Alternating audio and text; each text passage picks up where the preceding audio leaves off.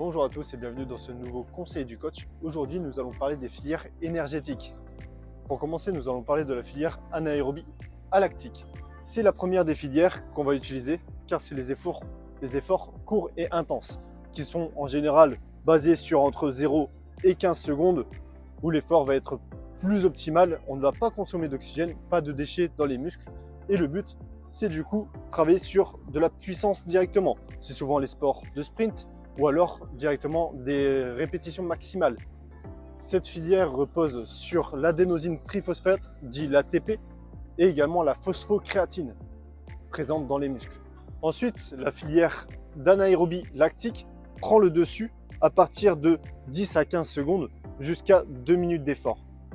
Là, le principe, c'est que ça va consommer le glucose inséré ou plutôt propagé dans le sang, dans les muscles, grâce au processus de glycolyse. Ce système de glycolyse produit rapidement de l'énergie et crée aussi de l'acide lactique, ce qui crée la sensation de brûlure et de fatigue musculaire. Cette filière est généralement largement utilisée lors des cours de HIIT, type de cross-training, de fonctionnal ou encore de circuit training. Pour terminer, on va avoir la filière d'aérobie.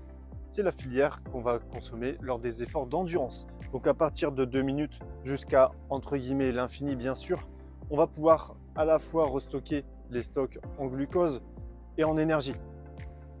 Cette filière est beaucoup plus lente à produire de l'énergie, mais elle est beaucoup plus efficace pour les sports d'endurance. Donc là, dans ces cours-là, dans cette filière-là, on va pouvoir retrouver tout ce qui va être les cours de biking ou d'endurance musculaire plus. Le but étant de résister à la fatigue, à la résistance justement. Donc l'aérobie va se propager jusqu'à ce qu'on puise tous les stocks, et évidemment on puise dans les lipides, dans les glucoses. Pour conclure donc, si on résume la situation, on a l'anaérobie lactique qui ne consomme pas du tout d'oxygène. C'est comme si on avait un robinet à haut débit avec beaucoup d'énergie, beaucoup d'ATP qui était fourni.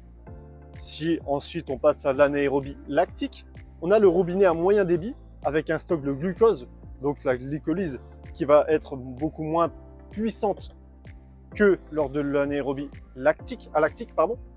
Et pour finir, un robinet à plus faible débit où on va pouvoir stocker et puiser dans les stocks de glucose et de lipides qu'on a accumulés et qu'on va pouvoir accumuler lors des sports d'endurance. Donc que ce soit du run, du marathon ou quoi que ce soit, ça va être toujours de l'aérobie pure et dure.